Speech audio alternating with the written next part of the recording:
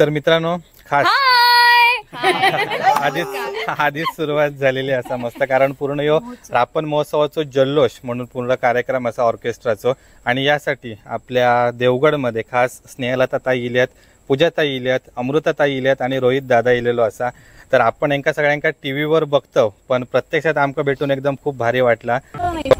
Konkan vibes जे आपण म्हणतो, कोकण म्हटल्यानंतर समुद्र, ती शांतता, म्हणजे एक काय म्हणतात मेडिटेशन साठी यावंसं वाटतं इथे, एक मानसिक शांततेसाठी यावंसं वाटतं. जसं स्नेहलताताई बोलली, आम्ही शूटिंगमध्ये इतके बिझी असतो की मानसिक स्वास्थ्य छान राहण्यासाठी अशा जागांना भेट द्यावीशी वाटते, पण वेळेअभावी आम्हाला नाही देता येत. पण ह्या ठिकाणी म्हणजे मी पण देवगडात पहिल्यांदा आले. मी सिंधुदुर्ग प्रेमी आहे, सिंधुदुर्ग तळ कोकण, माझा मामा कुडाळचा आहे, त्यामुळे सिंधुदुर्गाशी जरा जास्त कनेक्शन आहे. आणि ते इतकं सुंदर आहे, तुम्हाला माहितीच असेल तळ कोकण किती सुंदर आहे. त्यामुळे कोकणाची सुंदरता मी फार विशेष असं काही हे मी सांगत नाही, तुम्हाला सगळ्यांनाच माहिती आहे. पण या रापण महोत्सवासाठी नक्की या, आम्ही त्यासाठी आलो एक्सप्लोर करा. आणि मला सगळ्यात जास्त इंटरेस्ट चक्र आहे ना, त्या सगळ्या गोष्टींमध्ये मला जास्त इंटरेस्ट आहे, मी ते एन्जॉय करतो. आणि हे व्हिडिओज आता ज्या चॅनलवर तुम्ही बघताय त्या चॅनलवर याच लोकांनी खूप हे व्हिडिओज केलेले आहेत. रापण महोत्सव काय आहे, कुठे असतो, कसा असतो, तिथे काय काय असतं, तर ते व्हिडिओज नक्की बघा. आणि आम्ही चौघं एकत्र कसे हा प्रश्न पडला असेल तर ज्यासाठी पण आम्ही आलोय ते म्हणजे आमच्या सिरियलचं प्रमोशन. आम्ही तिघेही एका चॅनलवर जी सिरियल करतो ती आहे सन मराठी. ओके, तर तुझ्यापासून सांग, तू कुठलं सिरियल म्हणजे तुझी माझी जमली जोडी या मालिकेत काम करते. सन मराठीवरती येते ही मालिका रात्री 10 वाजता. त्यात मी भैरवी जहागीरदारचं कॅरेक्टर करते. खूप कडक स्वभावाची ती आहे, माझ्याहून जरा कमी, पण तरी तर एकूण म्हणायचं झालं ना तर आमची मालिका खूप इंटरेस्टिंग आहे. तर त्या मालिकेत दरवेळी काय काय नवीन नवीन घडतं हे प्लीज बघा आणि तुमचे रिप्लाय आम्हाला देत राहा. हे जे काही आता व्हिडिओज करतोय त्याच्यावर जरी सांगितलं तरी मला आवडेल. नक्कीच देतले रिप्लाय. आपले कोकणी माणसं म्हणजे सगळ्यांका सपोर्ट करतात, अगदी टीव्ही सिरियल असा दे, इंस्टाग्राम, त्याच्यानंतर युट्यूब, सगळीकडे पूर्ण. त्याबद्दल तुमच्या चॅनल म्हणजे सिरियल तर बघणारे असतातच शुअर. आणि अजून एक माझा प्रश्न, बाकी ज्यांचे रोल त्यासाठी पण आलोय की नाही. तर मी सन मराठीवरच्या तिकडी नावाच्या सिरियलमध्ये, जी एक हॉरर सिरियल आहे आणि त्यातलं मी भूत आहे. सांगणार नाही, ते तुम्ही बघा आता काय भूत म्हणजे आता काय घडतं त्यात वगैरे ते तुम्ही सांगू. खूप सुंदर भूत आहे, नाही सुंदर क्यूट सुंदर आणि बोलकं भूत आहे आमचं. असं भूत असेल तर का नाही बघणार. होय, नक्कीच बघा आता कारण जर पटलं असेल तर असं घाबरायचं. Good going. मी प्रेमा सरंग्यावे या सन मराठीच्या मालिकेत काम करते. अक्षरा नावाचा रोल करते मी. आणि मी सेम मालिकेत काम करतो. वेगळी कुठली करतोय मी प्रेमा संग्यावर या मालिकेत काम करतो. सुंदर नावाचं कॅरेक्टर मी करतो. रोज रात्री 9:30 वाजता ही मालिका लागते. आमच्या मालिकेमध्ये सुद्धा एक वेगळा आता ट्विस्ट आलाय, तर तो ट्विस्ट काय आहे हे जाणून घेण्यासाठी आमची मालिका नक्की बघा.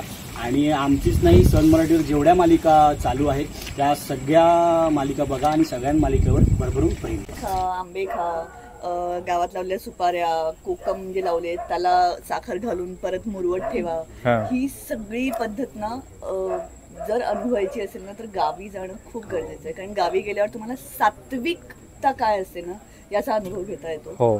तर प्रत्येकाला गाव हे असलंच पाहिजे. आणि तू जसं म्हणाली शेणाने सारवल्यानंतर त्याच्यावर रांगोळी इतक्या युनिक पद्धतीने करतात. चुन्याचं पाणी किंवा काय म्हणतात त्याला, कणा किंवा आता आपण सडाही बोलतो. सडा म्हणजे तो पाण्याने शिंपडतो, मग ते शेण आणि पूर्ण जमीन सारवतो आणि त्याच्यावरती मस्तपैकी ती एकतर आपली आता जी रांगोळी असते ती रांगोळी क्वचित काढली जाते. पण मला आठवतंय चुना असतो ना आपला चुना, किंवा त्याच्याने ती ओली रांगोळी काढली जाते. ती पाणी टाकून ती 3 बोटांची ती नक्षीदार रांगोळी, किंवा ते सगळं संस्कार भरते. आपण मला आता आपल्याला ते नाव माहितीये, तेव्हा माहिती नव्हतं. पण तो ते नक्षीकाम किंवा तो तो जेवढी जागा ती शेणाने सारवण्यात ती बघायला एवढं छान वाटतं ना ते की कमाल. शेणाने सारवलेल्या जमिनीवर ते पांढरे ठिपके आणि एक वेगळा सुंदर थंडावा पण मिळतो असं मला मी अनुभवलंय. एक वेगळा थंडावाच मिळतो त्या जमिनीवर त्या झोपायला. जमिनीवर खूप छान झोप हो स्नेहलता मॅडम जमता वाईच जमता. ओके, माझे प्रश्न झाले आता. तर स्नेहलता मॅडम तुम्ही मगाशी बोलताना बोललात की मासे जास्त आवडतात माका, तर कुठलं मासं एवढं तुम्ही चांगल्या प्रकारे म्हणजे जो मासं तुमका जास्त आवडता? ही सगळेच मासे आवडतात हे असं फरक नको करायला लावूच मला. नाही मासे आवडतात माझ्यासमोर, जेवढं आणून ठेवाल तेवढं मला आवडेल. प्रत्येक माशाची चव वेगळी असते, तर मला वेगवेगळ्या चवीचे मासे खायला आवडतात. जितके द्याल तितके आवडतात. जर मला असं विचारलं की कुठला आवडतो तर ते मला कठीण जाईल. एका आईला कुठलं बाळ चांगलं आहे, चांगलं जरा कठीण बाकी माझं रागव दिला. बाकीचे मासे माझ्या रागावतील आणि छान चव नाही दिली तर असं नाही चालायचं. सगळं छान आहे. म्हणजे कुठल्या माशात भेदभाव नको, सगळेच सारखे? अजिबात नाही, सगळ्यांचा फटका. म्हणजे पोट भरला, टेस्ट मिळाली बस. मग नाही असं नाही. ते माझं होतं आता, कारण मला तसं काहीच फरक कळत नाही कुठला माझा कुठला आहे. नाही पण मासे म्हटलं ना की विशेष प्रेम असतं. आणि आता काय ना वर्कआउट आणि हे सगळं जेव्हापासून आयुष्यात आलंय तेव्हापासून ना प्रत्येक वेळी ट्रेनर जेव्हा म्हणते ना मासे खाल्लेच तर चालतील, ते लीन प्रोटीन आहे, त्याच्यातून तुला जास्त प्रोटीन मिळेल, तेव्हापासून मासे अजून जास्त आवडायला लागले. म्हणजे संधी मिळाली. हा म्हणजे आयती संधी मिळाली की मला मासे आवडतातच, त्याच्यातून जास्त प्रोटीन मिळतं, त्यामुळे ते अजून आवडतात. तर मॅडम तुमच्यासाठी माझा प्रश्न की मालवणी तुम्ही खयना शिकलास, की तुमका ट्रेनर लावूचं लागलो की तुम्ही असं कोणाची कॉन्व्हर्सेशन करून शिकलास? मी हो. तुला असं वाटतं मला येते? हो येते. अरे मला खूप भारी वाटतंय. नाही मी आता तुमचं काय ऐकून आता बोलले एक यांना विचार बरोबर आहे का वगैरे असं करून. पण नाही, मला मालवणी शिकायला आवडेल, मला भाषा शिकायला आवडतात आणि त्यात मालवणी मला आवडेलच शिकायला. माझी मैत्रिणी आहे, पण असं कधी खूप सिरियसली नाही घेतलं की आपण शिकली पाहिजे. पण आता काय आहे, आपण सिनेमात बघतो, आपण टीव्हीत बघतो, स्किट्स मध्ये बघतो की मालवणी भाषा वापरली जाते आणि त्याच्यामुळे कानावर सतत पडली जाते ना, तर काही शब्द कळतात आता, किंवा असं वाटतंय की हा सुरुवात होऊ शकते, जरा एक तो कॉन्फिडन्स आहे. पण ती ऐकायला खूप सुंदर वाटते, कारण मी मराठी, हिंदी, इंग्लिश, आता सपोज मला या 3 भाषा येतात. या भाषा व्यतिरिक्त वेगळी भाषा जर कानावर पडली ना तर ती ऐकायला खूप छान वाटते. तर तशी मालवणी ऐकायला खूप गोड वाटते आणि वेगवेगळे शब्द कानावर पडले की जरा आपण अजून अलर्ट होऊन ते ऐकायला लागतो ना. तर तसं भाषेची मजाच आहे वेगवेगळ्या भाषांची मला वाटतं. तर मी शिकणारच आहे. असं मी वाट नाही बघणार की एखादं कॅरेक्टर आलं मला मालवणातलं वगैरे तेव्हा शिकेन, नाही. आता तुम्ही बोललात ना तर मला जास्तीचा कॉन्फिडन्स आला.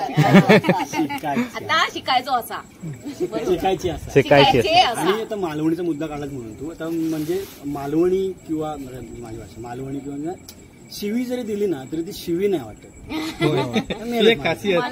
त्याच्यात प्रेम प्रेम शिवी असते ना, प्रेम शिवी असते ना, ती मालवणी म्हणजे मालवणी भाषेचा गोडवा आहे ना, कमाल.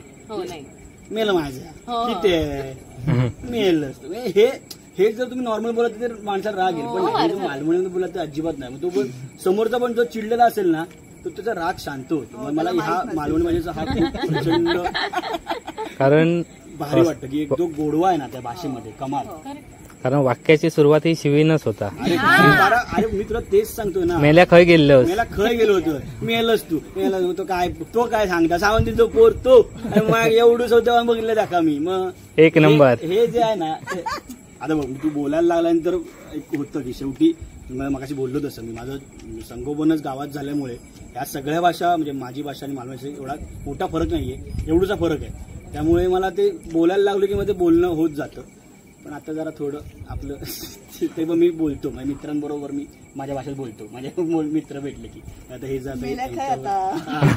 फोनवर मीला माहिती असेल, मी सेटवर वगैरे कधी कधी सुटलेला असतो बोलत. मग कधी असं असतं की जरा आणि तीच मजा असता. कारण आम्ही पण मुंबईत गेलो आणि ट्रेनमध्ये जरी बोलूक लागलो मालवणी तरी बाजूचा कोण असतात तो बघता आपल्याकडे, म्हणजे मालवण देवगड असं पहिला असं विचारणार. म्हणजे आपण काहीतरी हायलाईट होतो ट्रेनमध्ये हे आपल्या लक्षात येतं. त्याच्यामुळे आम्ही पण ट्रेनमध्ये 100 माणसामध्ये एक मालवण माणूस बोलला नाही माहीत आहे की 99 माणसं बघितलीच पाहिजे. तुझी इच्छा पूर्ण झाली बघ. त्याच्यामुळे आम्ही मुंबईत गेलो तरी मालवणी आमची काही सोडत नाही आणि ती सोडायचीच नाही. ते गेली तर कशाला सोडायची? आपली भाषा सोडलीच भाषा नाही आपलं मूळ आहे आपली. आपली भाषा इतर देशातले लोक सोडत नाहीत कधी. पहिली आपली भाषा बोलली जाते, आपणही तेच करायचं. पण तेच काय. दुसऱ्याला कळत नाही म्हणून आपण दुसरी भाषा वापरायची असते.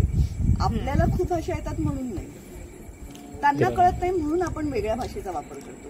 त्यांचं ज्ञान कमी असतं भाषेचं, आपलं चांगलं असतं. आपल्याला आपली भाषा येत असते, त्यांची येत असते. एसटी जाते, कारण मला एसटी जाते आणि कोणतरी कॅमेरा घेऊन ते चालू आहे आणि हेच ते सुख किंवा ते अशा रील्स बघितल्या ना, किंवा शंकासूर जो आपल्या शिंग्यामध्ये येतो, किंवा मला आठवतंय गणपती डोक्यावर घेऊन एक काका आहेत जे नाचतात. गणपतीमध्ये त्यांचं नाव त्यांचं माहित नाही, पण गणपती डोक्यावर घेऊन, आय थिंक ते देवगड साईडचेच कुठले तरी, त्या ह्या साईडचेच कुठले, मला त्यांचं नाव माहित नाही, सॉरी. पण ते विसर्जनाच्या वेळी ना डोक्यावर गणपती घेतात आणि हात न म्हणजे हात गणपती न बघत ते नाचतात. तर अशा काही रील बघितल्या ना की आपण पटकन माझ्या सुद्धा की अरे यार खूप मिस करतो यार ह्या गोष्टी. आपण म्हणजे ज्या गोष्टी कॉलेज शाळेत असताना एन्जॉय केल्या होत्या त्या गोष्टी मिस करतो आणि पटकन कुठेतरी मी सांगतो कुठेतरी एक पाणी येतं डोळ्यात पटकन. आणि मग असं होतं की नाही नेक्स्ट इयर आपण हे कन्फर्म करायचं. तर एक काय बोलतो आपण इमोशनल टच पण त्या रीलमधनं आपण ते इमोशनल टच पण होऊन जातो त्या रील्स बघताना. कॉमेडीचा एक भाग वेगळा असतो आणि इमोशनल टच एक वेगळा असतो. पण मजा वाटतं अशा जेव्हा कोकणावरती कुठल्याही खाद्यपदार्थांच्या रील आल्या किंवा अशा लालपरीच्या किंवा गणपती किंवा सणांच्या, तर खूप भारी वाटतं बघताना. मला ते बाल्या डान्सच्या रील आणि गोंधळ असतं ना एखाद्याच्या गावी, तर गोंधळाला जेव्हा गावी जातात आणि काही जणांना असे ट्रान्झिशन रील्स टाकतात की लग्न झालंय, आता गावात पोहोचलोय, गोंधळ सुरू झालाय आणि मशाल घेऊन सगळे नाचतायत. तर हे मुंबईत नाही होत. मुंबईत आपण रिसेप्शन ठेवतो, गावात गोंधळ असतो, लग्नानंतरच खरा गोंधळ सुरू होतो आणि तो गोंधळ सेलिब्रेट केला जातो लग्नानंतर. सो ती एक वेगळी मजा असते. आणि लग्नाचा विषय काढला म्हणून हिने लग्न करावं तर गावात करावं यार. लग्न करावं तर गावात, म्हणजे गावातल्या लग्नात ना खूप मजा असते. म्हणजे ते काय बोलतात ते बघणीचा कार्यक्रम म्हणजे टिकली लावणं, त्याच्यानंतर तो साखरपुडा, नंतर मग मुहूर्तमेढ रचणं, म्हणजे गावात प्रत्येक घराघरात जाऊन आमंत्रण देणं किंवा एवढ्या टायमिंगला एवढ्या वाजता एवढ्या वेळेची मुहूर्तमेढ रोवायची, तुम्ही सगळ्यांनी या. मग ते तांदूळ निवडणं असणं किंवा हळद लावणं असणं हे, किंवा सकाळी तो नवरदेव किंवा नवरी मुलगी बाहेर काढणं, ह्या ज्या प्रथा ज्या आहेत त्या मुंबईत माझ्या मते तरी एवढ्या फॉलो करत नाही. आपण एक हॉल बुक करतो, सगळ्यात सकाळी 7ला जातो, एक रात्री संध्याकाळी 7ला लग्न करून डायरेक्ट नवरा नवरी बाहेर येतात. पण ज्या प्रथा आपण गावात करतो एक पद्धतशीरमय, म्हणजे जो आठवडा माझ्या मते तरी तो लग्न जर असेल डिसेंबरमध्ये तर ऑक्टोबरपासून घरात ज्या घरी लग्न आहे त्या घरात नाही तर अख्ख्या गावात ऑक्टोबरपासून तयारी सुरू होती. तर हे खूप भारी वाटतं मला. त्याच्यामुळे लग्न जर केलात तर गावात करा असं थांबा. तर तुम्ही लग्न जर गावात केलात तर आमका पण बोला. अरे नक्की कन्फर्म. सगळ्याचे नंबर देऊन ठेवा, चॅनलचं नाव सांगा, प्रत्येकाला येऊन म्हणजे पॉसिबल झालं तर येऊन इन्व्हिटेशन देईन, नाहीतर व्हॉट्सअप तरी करीन किंवा काहीतरी करीन. निदान लग्नात नाही योग मिळाला तरी 5 परताना तरी येऊ. 5 परताना नक्की बोलवीन ना. Thank you so much. रापण महोत्सव समितीच्या वतीने आयोजित करण्यात आलेला आपला हा रापण महोत्सव दरवर्षी होतो. गेल्या वर्षीपासून सुरुवात झाली. गेल्या वर्षी फक्त 2 दिवसाचा होता. यावर्षी रिस्पॉन्स गेल्या वर्षीचा बघता 4 दिवसाचा आहे. त्यामुळे सन मराठीचे खूप खूप आभार आहेत की आर्टिस्ट सगळे आले, त्याच्यामुळे एक वेगळा उत्साह आहे सगळ्या प्रेक्षकांमध्ये. सो तुमचे सगळ्यांचे अगदी मनापासून आभार. आणि तुमच्या सगळ्यांचे सिरियल निश्चित रूपानं कोकणवासी, कोकणचा TRP तुषार सर वाढलेला असेल.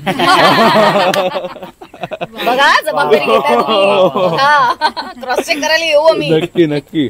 पण अगदी आपुलकीचा, जिव्हाळ्याचा पुन्हा पुन्हा तुमका निमंत्रण सगळ्या रील स्टारकडनं आणि युट्यूबर्सकडनं असा. दरवर्षी आमच्या रापण महोत्सवात या, अशीच मजा मस्ती करूया, मासे खाऊया आणि धमाल करूया. आता आणि तुम्ही सगळे जे आलात, तुमच्या सगळ्या चॅनल्सला खूप सबस्क्रायबर्स मिळो, खूप फॉलोअर्स वाढो तुमचे. All the best. All the best.